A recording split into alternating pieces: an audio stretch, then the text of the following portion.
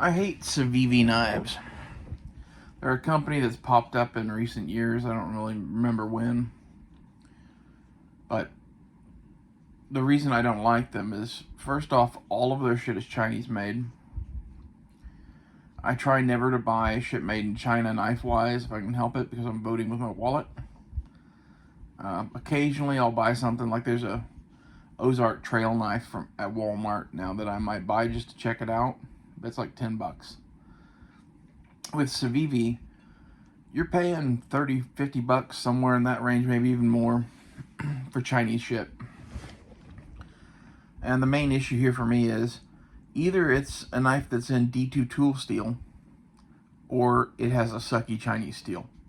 To me, the 8CR 13MOV or 8CR 17MOV or whatever those are, I've had a few knives in that steel. It's not the worst steel in the world, but I didn't like it. I definitely don't want another one. In addition to that, there are knives on the market made in, Taiwan or the United States, or I've got a few other countries represented here in the pile of knives I have to show that are, what I'd buy instead of a civivi. I'd like any of that over China. I just don't like it. And then on top of that, I kind of think the look of their knives suck. I mean, that I do occasionally buy a Chinese knife when it looks cool and is cheap. What gets me more about civivi is that they have like 3 companies, I think. They have civivi, some other thing, and then We Knives. They're all made in China, and the other 2 brands are higher in price than civivi. So like We Knives is super expensive, and I'm definitely not paying super expensive prices for fucking Chinese made shit. I'm just not gonna do it. If I'm gonna spend $300 on a knife or whatever, or $200 on a knife, I'm gonna get something made in a decent country. And between that and the look of their blades, I don't like them. They're being sold at Walmart now, which is like the, bar of honor or whatever, I guess, in fucking knives. I could make a whole video on the knives of Walmart. I probably will do that eventually, maybe next. But there's a ton of budget knives that I would buy instead of a civivi whatever, Elementum, or whatever the fuck their knives are called. That's the only one I can name off the top of my head. I have knives here from the United States, Taiwan, France, Japan, and Switzerland. So let's get to that. First up, this is an old Barlow. It's made by Imperial. It's not in the best shape, but you can find something like this on eBay for basically nothing. I think I paid 15 bucks for this, maybe 20 bucks. There's 2 blades. Second one's a little pin blade. That's not something that's like currently being made that you could just go out and buy, but I'm using this to represent the whole category of old pocket knives that you can get used on eBay. I'd shop there before I bought a fucking civivi. There's lots of cool stuff that you can find there, and I like it. Next, Swiss Army knives. This is a Swiss Army Classic. But they have, the Hiker, the Tinker, the Huntsman that are all sub $50. I would get any of those over civivi. Swiss Army knives are fucking cool. They're not made in America, but that's not really my criteria. My criteria is not made in China. I bought a high-end pocket knife a while back off of Cutlery Lover, and came to find out that while it was being sold out of New Zealand, it was made of Chinese parts, and basically just didn't fucking want it after that. Not to mention it had other issues that, I don't know, it wasn't mine. I didn't even make a video on that, I don't think. I might have. It was I don't even remember the name brand of that knife, and it really doesn't matter. Next up after Swiss Army knives for me is, let's talk about this one. This is the made in Japan one. This is a Higa Nakami. This is the 120 millimeter one, if I remember right, which is the big one. These are like 25 bucks. And I was watching a video on budget knives, and somebody said they'd buy the Sword peasant knife, and I'm like, okay. I've never owned a Sword peasant knife, but to me they don't really look that appealing. And one of the main reasons is if you're going to have this kind of, folder where it's like a straight razor and you have a little tang that you hold down and all that shit, I think the Higo Nakami is more size efficient, and I definitely like that the little tang is flattened and kind of out of the way, where the Sword, it sticks out another couple inches. These cut like a motherfucker. They're like a folding pocket razor blade kind of thing. They're basically Scandi ground. I don't know if that's what they would call it or not, but they're ground all the way to the edge from the midpoint of the blade. I really like these, and they're cheap and affordable. Next, from France, Opinels.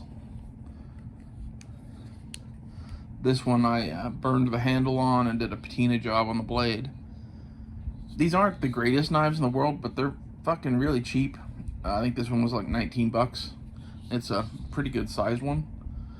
And the one thing they don't really talk about on their website at all is if you go with the bigger ones, you get thicker blades. I think this is a number 10, if I remember right. I can't read it because of the burned part, but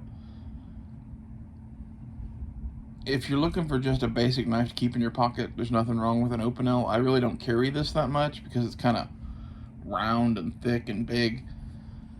I have it because it's cool and cheap, and I like to collect such things. Next up for me would be Bucks. I have 2 Bucks here, actually. This is the Buck 110 Light, and this is the Buck 112 Slim Select. Buck Ranger.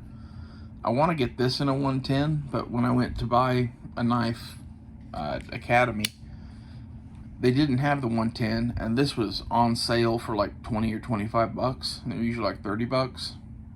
It's a good deal, so I went ahead and got a 112. Eventually I'll get a 110 to go with this, but the 112 has its advantages. I like the little guard thing it adds. I like the size of it, but I also like the size of the 110. So, but in either of these cases, you're talking about a knife that's 25 or 30 bucks.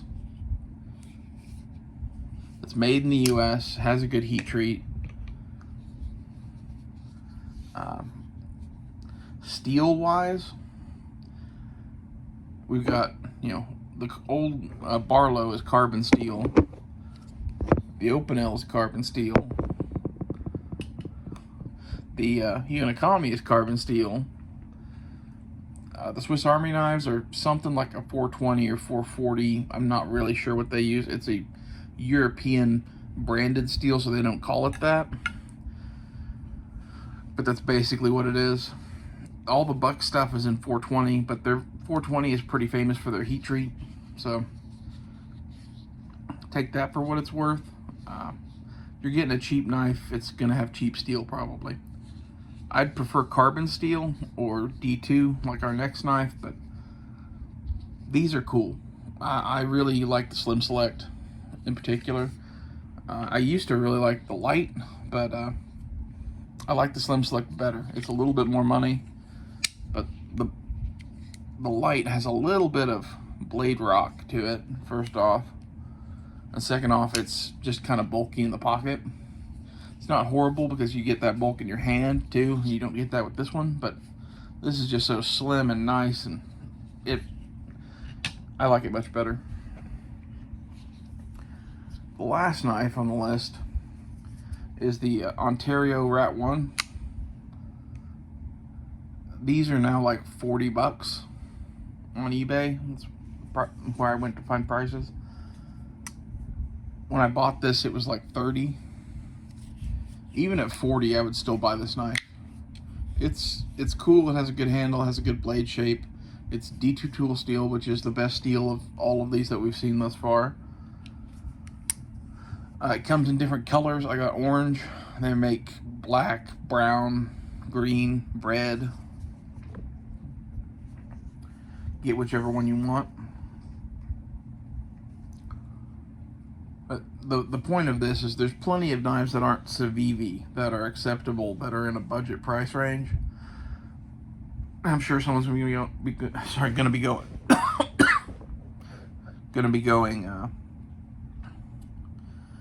yeah, but they don't have the features of the civivis, and I like X, Y, or Z, or whatever, and like, okay, buy your shitty Chinese knife, I guess.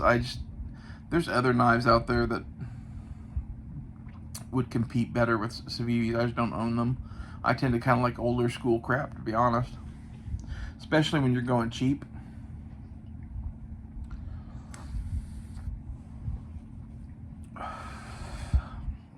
There's always a trade-off somewhere, and in order to get to cheap, you're either trading materials, production. Sorry, god damn. You're either trading materials, production quality, or modern features. And of all of those, I've been owning knives since the 90s, and plenty of the knives I owned in the 90s were from like the fucking 40s. So I don't mind having old school features. You know, the Opinel and Higo Nakami are centuries old designs. The Opinel is basically a French penny knife that you can find these from like the 1700s, 1600s. They don't have the locking collar. That's a newer add-on. But I've got an Opinel in my knife box here that you guys are sitting on that doesn't have a lock on it. On their smaller ones, they do that. And those are literally French penny knives from like the 1600s.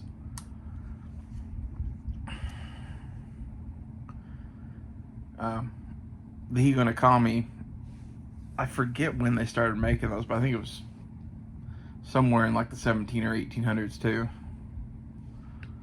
It's an old design, and old school is cool to me. It's way cooler than civivi, and that's one of the things that gets me about civivi is their knives to me look like shit. They are so modern looking. Like, it's just, even if that was a high-end knife made by Spyderco or somebody, I wouldn't buy it. There's plenty of Spyderco and Benchmade knives that I don't buy for similar reasons because I just don't like the look of them. Every once in a while, I get bitten by that bug and do that. I tried buying a Yo Jumbo a while back, which is kind of a weird-looking modern knife, but honestly, it has such quality control issues, I just sent that fucker back. Kind of disinclined to buy Spyderco after that. I'm kind of disinclined to buy Benchmade for all the reasons. So right now, the knives that I'm kind of looking at are made by CRKT, believe it or not. They're making some stuff in the US, and that appeals to me. And Victorinox, I'm probably going to buy another Swiss Army knife in the near future.